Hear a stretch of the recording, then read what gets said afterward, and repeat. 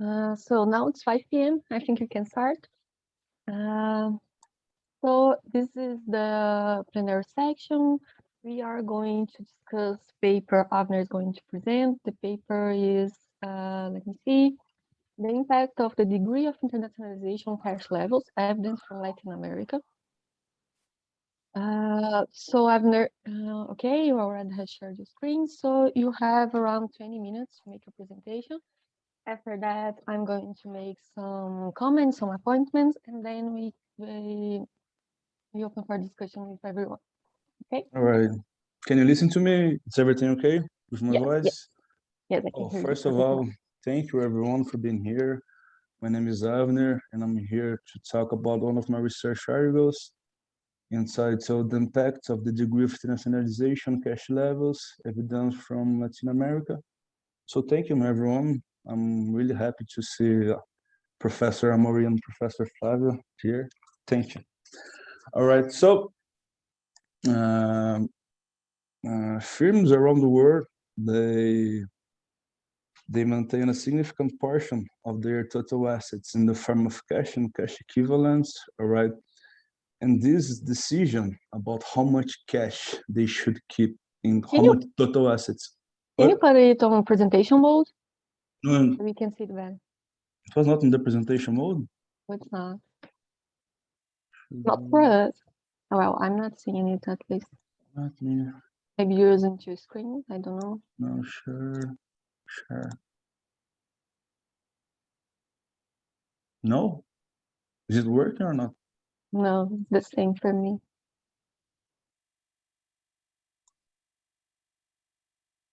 Sure. Here they are saying that I'm sharing my screen. No? Maybe you're... no, that's not a problem. No problem. Just keep Let going. me You can close. see it. Let pause. Stop share. Sharing Let's do it again. Now, okay or not? I'm seeing your presentation, but not in presentation mode. Now, okay? Now it's perfect. Thank you. Right. I'm sorry. So as I said, firms around the world, they maintain a significant portion of their total assets in the form of cash and cash equivalents, and this decision is relevant for them because considering that we live in the real worlds of taxes, agents costs, and information asymmetry, so the decision is really important for them. So we are in a context of crisis, you know. One of the main determinants of firms survive during this period is the existence of cash available, of course. And we have an important point here related to multinational corporations from the United States, because we know that firms like Apple, they maintain a significant part of their cash abroad. In fact, in their foreign subsidiaries, due to the worldwide tax system that US used until 2018. So we have a good discussion here because we are having some over investments problem abroad because they cannot bring the cash to SA without paying the tax, so they opt to maintain the cash overseas, so they overinvest there. And we also have some problems in the domestic market of the United States because they are missing the cash they are abroad. So we have a whole discussion here, and they opt to adopt a neighborhood system regarding the worldwide tax system. So we have a big discussion here, all right? However, despite the increasing attention to the determinants of cash level, the research are only on the US context, all right? So we know barely nothing about the cash that multinational corporations outside of the US context opt to maintain their foreign subsidiaries, all right? So we have an important point here, all right? As if we consider the US multinational corporations present a secular increase in the last 20 years, so firms for example, from Latin America do not present this phenomenon, all right? So Here we enjoy of the Latin American context to analyze the cash policy of multi-Latinos, multinational corporations from Latin America, relative to their domestic sphere. All right, we have some important points here that we believe that Latin America offers a good setting to analyze this point. So the objective of our research is to analyze the cash policy of multi-Latinos relative to their domestic spheres. For that, we use a sample from the 6 largest Latin American economies from 2000 to 2019, all right? So the rise of emerging market multinational corporations based in Latin America is a relevant factor in the globalization of the world economy, all right? And we know barely nothing about that. And we have some relevant points that we must consider. For example, as I mentioned before, firms are situated in a world of taxes, agents cost, and information asymmetry. So if we take a closer look to Latin America, we know that the firms from emerging economies face more the problems related to financial constraints. So the access to external capital markets, it was supposed to be an important determinant of their cash levels. All right. Another important point that we should mention is that Latin America have different reasons to go abroad, and they do not present a global pattern of internationalization. If we look, for example, at some common multi-Latinas, they start their international performance by present a regional. So they go to our neighborhoods country here in Latin America. So this characteristic might impact the way that they manage their cash levels, all right? So the research question of this article is, what are the implications of the degree of internationalization on cash levels in Latin America? So cash is an important tool for firms in perfect capital markets. And we point here at least 3 reasons that we expect the multi-Latinas to maintain higher cash levels relative to their domestic peers. First, they generally require longer-term debts, terms of credit, and large inventory to support the export activities. And maybe the most special one that we cannot ignore, the reason that they opt to go abroad. That is, foreign markets may offer the best growth opportunities for them. So, and for firms with higher growth opportunities, cash is essential. Like the literature likes to say, is cash is king for them. And another important point is that the 6 largest Latin American countries are also subject to the worldwide tax system. So they may also have some incentives to maintain their cash overseas, all right?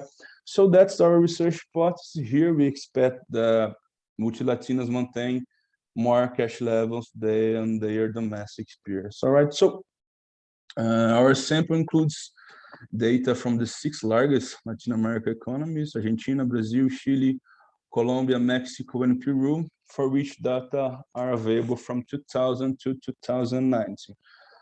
We use Thomson Reuters to construct our sample. As the previous literature, we exclude from our sample the utilities and the financial company, all right? So we have an unbalanced panel data here, comprising 9,000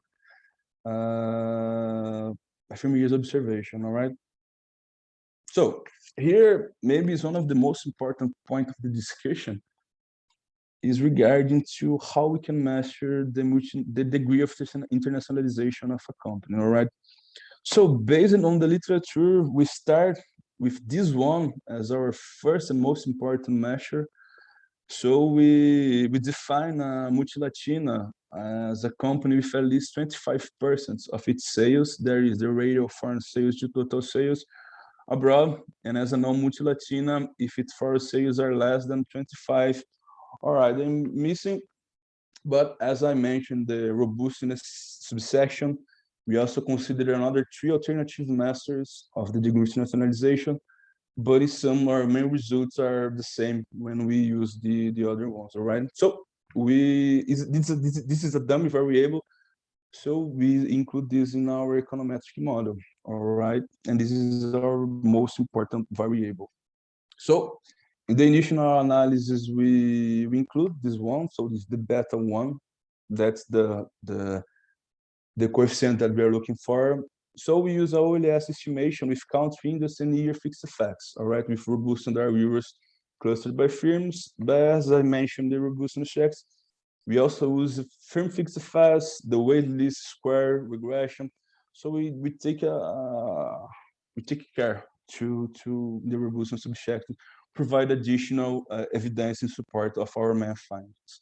All right. So in addition to the multinational indicator, we also look in the literature and we include additional control variables. So we also include size, the natural logarithm of net assets, that is total assets, net of cash and cash equivalents, ADAME dividends, cash flow, the market to book ratio as a proxy of growth opportunities, short-term debt, long-term debt, net working capital, tangibility, ROI as a proxy of profitability.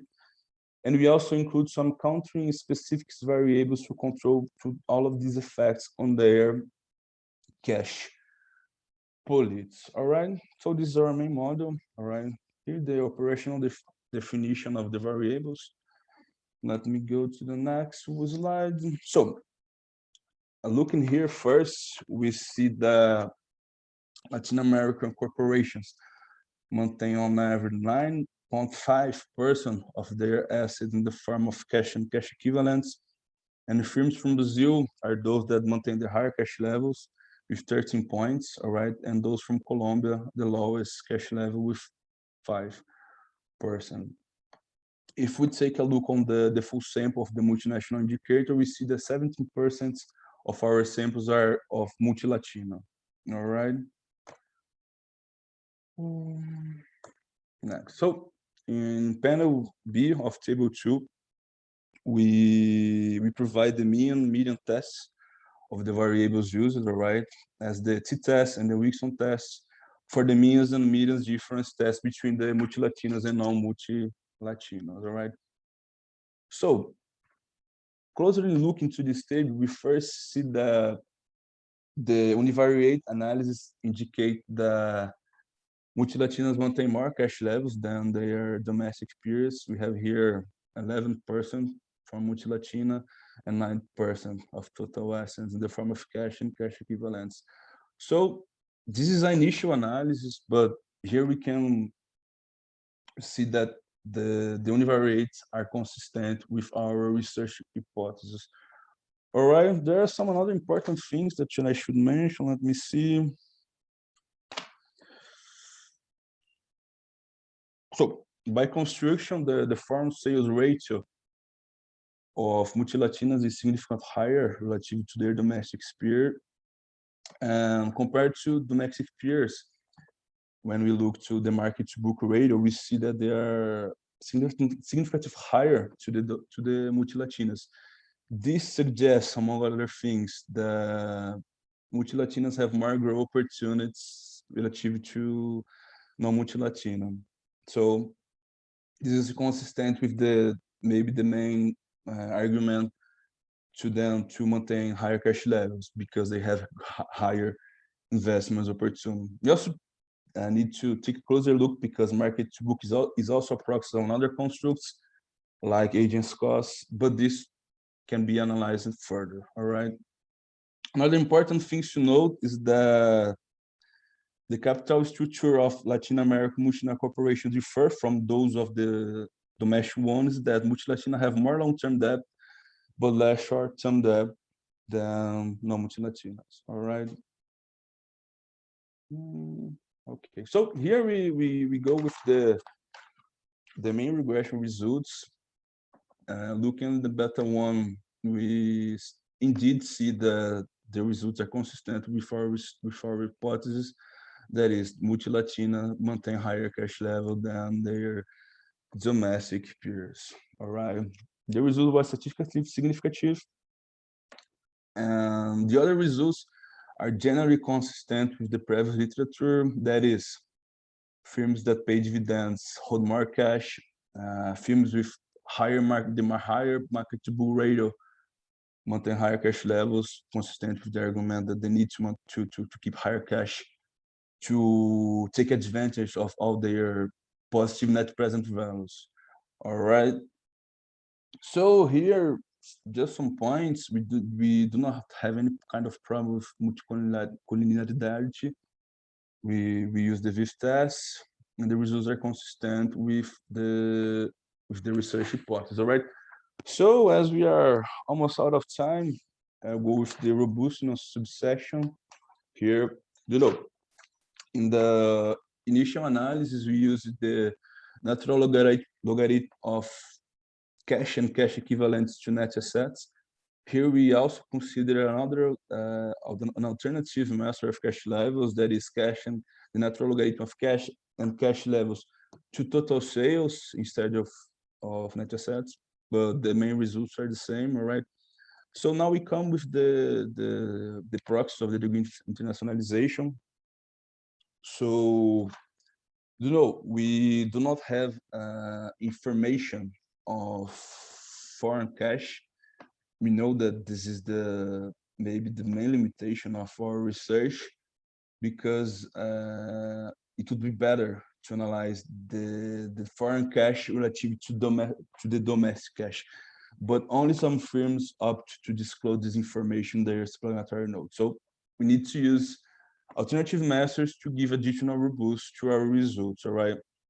So we use the ratio of foreign sales to total sales in the initial analysis. More precise, those firms with at least 25% of its sales abroad was classified as multinational, all right? This number is based on the previous literature, but we know that we can use an additional variable. So first, we define a pure domestic firm as those that have no foreign sales, all right? We also define a company as a multinational corporation if it reports foreign assets, and as a non-multinational corporation if it reports no foreign assets, all right? So we again use them to mark the multinational corporations, but in some, our results are the same. So multilatinas maintain higher cash levels than their domestic peers, all right? So that's another analysis that we did here, is that we control for country, for the anti-director index from Laporta. We also add another the worldwide index from the World Bank. So here we also include the inflation, the exchange and interest rates as additional control country variables, and our basic results are the same. They were not significant statistics, maybe because we already use time fixed effects. So, but we also use this as another robustness section. Regarding the OLS, the initial models, we know that the cash literature, we have a big profile of endogeneity. So in addition to the OLS, we also include firm fixed effects here, but our results are barely the same, all right? Another important point here is that we are using balanced panel data. So Brazil is the country that have, Brazil and Chile are those with the largest representation in the sample. So we also include the weighted least squares, where firms, despite having different numbers of observations, they receive an equal weight to this estimation. So, but our main results are the same when we use this regression with specification. So in sum, we find results consistent with our research hypothesis, that is, the multilatinas maintain higher cash levels than their domestic peers. And this is consistent with all the arguments that we present to develop our research hypothesis, all right? So we contribute to literature on cash management and international business by expanding the efforts to multinational corporations to emerging economies. We also contribute by showing that they do not present a secular increase in their cash levels in their 20 years. In fact, we have a little decrease in these levels, all right? And this result is also relevant given the ongoing debate about the tax of the multinational corporations. Right on time. Thank you, all of you. Thank you, Avner. Thank you for your presentation.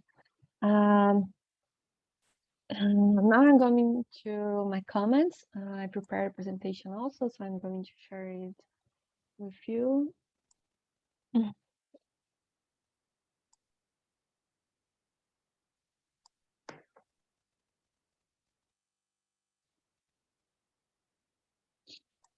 You're seeing? Yep. Great. Okay, so the impact of the degree of internationalization on cash levels, evidence from Latin America. I'm going to start with a few first comments, then I'm going through your paper. Start with the introduction, the theory and the hypothesis, the research methodology and the results. And then I'm coming with some suggestions for your analysis. Okay. So to start, the paper is very interesting and well written. I enjoyed reading it. So congratulations for the paper for now. Uh, um, I'm particularly interested in this theme, but not only that, the paper is indeed well written. It was nice to read. Okay. And the paper presents robustness checks, which is very important, as you presented here for us. And here, anticipation, my main suggestion, I'm talking that you have different theories and hypotheses that should be considered also in your analysis. Okay, that's my basic comment about the paper. So let me explain this a little bit better. So you start the paper bringing us a puzzle in the literature, where you explain that U.S. multinational corporations present increasing cash levels, while Latin American ones do not. And then you start with this context. And the objective of the paper is to analyze the cash policies of Latin American multinational companies relative to their domestic peers. And you analyze the period from 2000 to 2019. The theory and hypothesis. What I think is that, as you showed us in your presentation, you focus on three reasons that make you believe that multinational Latin American companies should have higher cash levels than their domestic peers. But even in your text, in your section 2, you bring a lot of other arguments that could take you to the opposite direction. That is, that multinational companies should actually have a lower cash level. So you have arguments for both, for higher and for lower. So let's start with the first one. This is the first one you bring, the financial constraints hypothesis. You start the text with it, you bring Myers and Maloof and etc. And here you said that in the presence of market imperfections, such as information asymmetries, agency problems, and transaction costs, the cost of external funds are usually more onerous than the use of internally generated resources. So that's why firms should keep cash holdings to make investment, because it's difficult for them to raise external capital, right? So this is the basic financial constraint argument. So following this, in more developing markets, firms can access external financing more easily, so lower cash holdings are necessary. So if you think that multinational companies can access international markets, which can be more developed, they can have easily access to external finance, so they should have lower cash holdings, right? So for this hypothesis, the implication would be that the multinational companies have better access to external finance, and so they will have lower cash holdings instead of higher. So this is the first hypothesis that you bring that on your text, but you don't, how can I say, you don't explicitly state it, I guess. So you bring the argument, but you don't finish the argument. I think that's my point. Second, you also talk about agency problems. So we have the agency hypothesis. And you say that, well, self-interest managers can expropriate to use cash to increase their private benefits at the expense of minority shareholders. and agency costs between the parent firm and the foreign subsidiaries, cross-border frictions, and etc. This could result in higher agency costs for MNSs. So at this point, regarding agency problems, I talked about two different implications. Since multinational companies have higher agency costs, I believe that, well, it depends on their governance mechanisms. If they have good governance mechanisms, they should have lower cash holdings because the managers don't expropriate investors.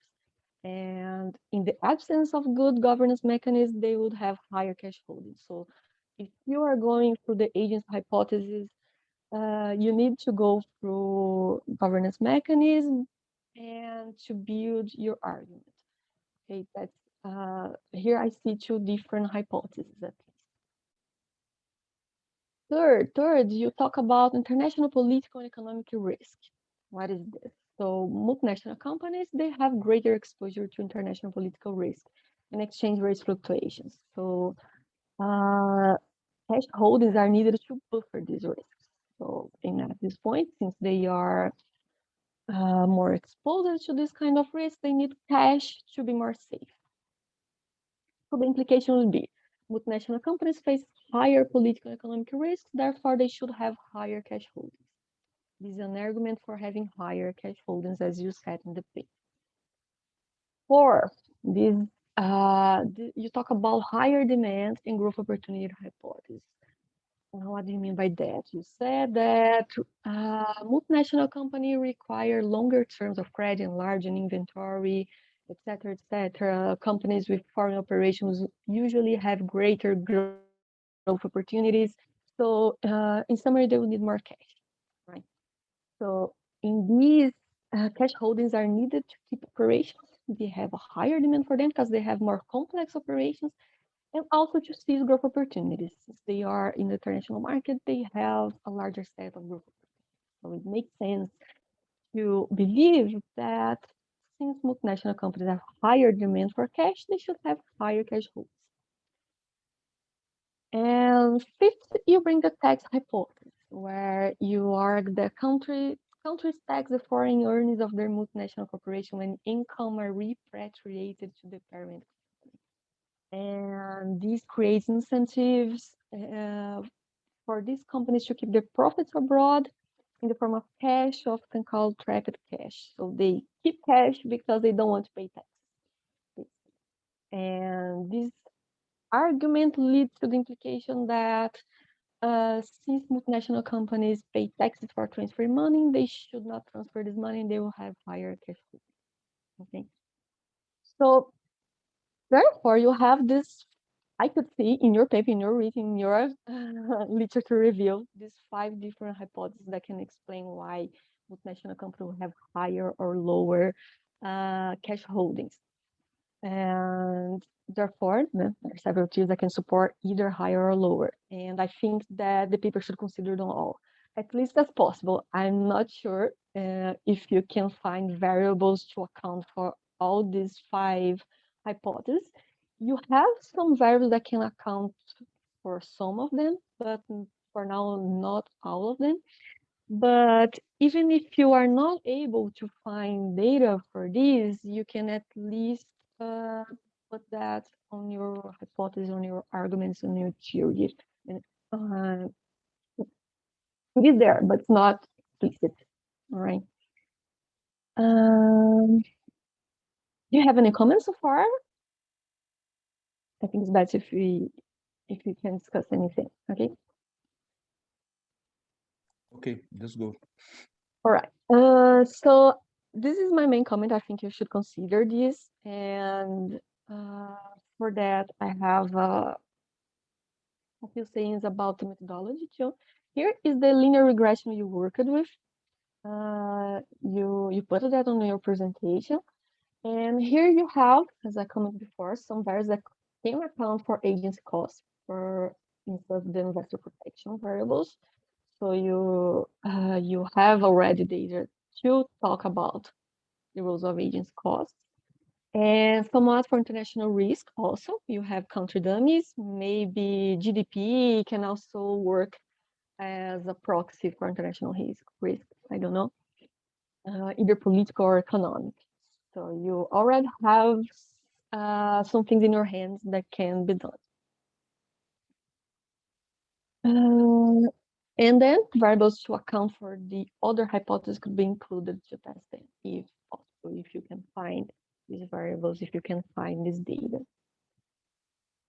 And then going to your results, this is your main result, and what you conclude is that the results are consistent with the tax hypothesis and with the demand and higher growth opportunity hypothesis. So you find that in here that multinational companies have a positive and statistically significant coefficient, so they have higher cash holdings, and then you say that, okay, this is consistent with my hypothesis that the tax system and they have a higher demand and they have a higher growth opportunities, so they even need more cash. Okay. But for instance, when you look to the market to book coefficient, what we have in here, it's positive and statistically significant. So if you consider the market to book to be a proxy for investment opportunities, so you can see that they when for it's also consistent with this hypothesis, right? That if firms with higher growth opportunities, they should hold more cash, and this is consistent with if you analyze the market to book coefficient. Okay, that makes sense.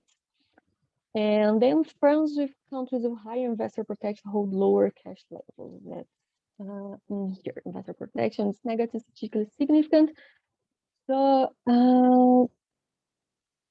okay, your results are behaving properly. Yeah, they, as you should expect, I believe. And then what I suggest for you to do with your analysis is to play a little bit more with it. In which way? The analysis conducted so far do not directly test the hypothesis that you bring. You find results that are consistent with them, but they do not directly test them. Okay. And some of the results are favorable to one or another hypothesis, as I commented before, but further tests can be conducted. In which way? So what I thought is something like this. You can start with the basics. You start with cash against the multinational company's dummy and a simple set of controls. And then you can see, okay, let's suppose that the MNSE dummy is negative and statistically significant. So what would that mean? Well, would that mean that multinational companies hold lower cash levels? Okay. And then let's suppose that you add some variables to account for financing constraints. And then you run the regression again. And then you find that the multinational company's dummy is no longer negative statistically significant. Because since you control for financing constraints, it was negative before because multinational companies have lower financing constraints. Okay, so if you do this, if you follow this design, you can reach this conclusion. Okay. But let's continue. Now, suppose that you find that this is negative statistically significant, positive, I'm sorry, as you found in the results. Okay, so let's add some other variables. Let's add variables that account for agency costs. If the dummy is still negative, positive, and statistically significant, this is not because of the agency costs, because you already control for the agency costs and it is still there. Okay, so let's try another reason. International risk. Now, if you include international risk, and this is still positive, statistically significant, it is still, so the reason it's not higher international risk. There is something else that's making multinational companies have higher cash holdings.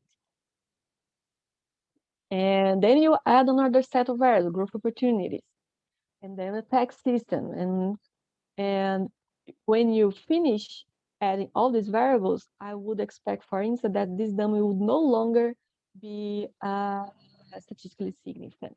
because you have accounted for all the hypotheses that could make them hold more or less cash holdings. Does it make sense? Oh, it's okay. It makes Okay, sense. great. So I think that if you run your regression in phases, different phases, you can know better what is driving the result for the multinational companies. Okay. So if you do that, I believe that you can better see what is driving their higher or their lower cash holdings level. Okay. And also, I would say that, well, you start with the puzzle in the literature. So another suggestion I have is to include US data. I don't know if you have access to that kind of data to make comparisons. So you start your motivation making that comparison, but in the end, you only analyze the Latin American ones. So it would be interesting to see the comparison between the US and the Latin American ones. For instance, you can design a regression like this. Right? You have your cash variable, and you have the multinational company dummy and a Latin American dummy and interactions between them to see if US and Latin America, either if they are multinational companies or not, they have lower or high cash levels. And then you can go back to this before to explain why. And I guess this is it. Yeah, this is my last slide. Let me see my time. Okay, I'm also inside the time. So this is my main suggestion for you. As I said before, I think the paper is very good right now, but I think it can be improved to discuss these other hypotheses mainly. Okay. Thank you, Veronica, for all your comments. Do you know, it was a previous version of our article. So, for example, regarding the tax system, we know the peculiarities of each country, but they generally use, if they use a worldwide tax system or not. So considering that the six use the same, so we didn't control regarding the growth opportunities, we use the market to book, but we also consider the yearly sales growth as another proxy. Regarding the international risk, we include the world governance indicators, right? Yeah, the word, but it was supposed to control for governance, but we also control, one of the reviewers suggests us to control for inflation, for the GDP and other ones. So we also include them in the new version of the article. One important, but maybe one of the limitation is that when we are talking of multinationalization, this is already a proxy of group of financial constraints. So we have a problem here because we already control for size, for leverage, and they are also used as a proxy of financial constraint. So regarding the financial constraint, maybe this is also one of the limitations to how to control this. Yes, yeah, I agree with you. When I was trying to think about the variables that we could add, generally in the literature, financing constraints are measured as the sensitivity of investment to cash. So you would need another regression to create a variable, but then how would you make that vary over the years or over firms? Anyway, it's not, that's why I said that as possible, because I'm really not sure if you can control for all. But as you yourself said, you have several variables here that can be grouped into those specific categories that I mentioned here. Where in here, you can account for some of them. The tax system, indeed, I don't know how you could control for that because you are already in the analyzing the specific countries. but at least for the agency cost, international risk, and growth opportunities, you can analyze them separately. Okay. Thank you. So does anyone have a question or comment? Let me stop sharing so we can see everyone. Does everybody in here? Any comments?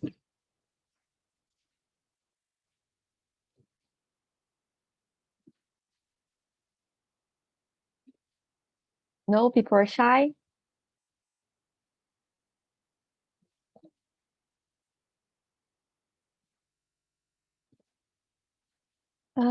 So if we don't have any other comments, I think we can finish the session again. Congratulations on your paper. I also have some congratulations messages here. And is this I'd like to know when did you start working with this paper, with this? I saw that you have another paper similar to this one about cash and internationalization. About the market value of Yeah, cash. yes. Yeah, I present there's another one. Though I present both in the encontro de finanças. Oh, I see. I see. Maybe Nice. that's why you you see. Well, in fact, it's the first two papers of my postdoc. So it See. starts in the maybe in December, I guess. I see. I see. Okay, nice. Okay, so I guess this is it. Nice meeting you, Abner, even though it's only online, I guess. That's my I pleasure. hope Thank you. that in next meetings we can meet in person I hope and so. discuss another paper further. Thank Okay, you. Thank you so much. the one who appreciate it.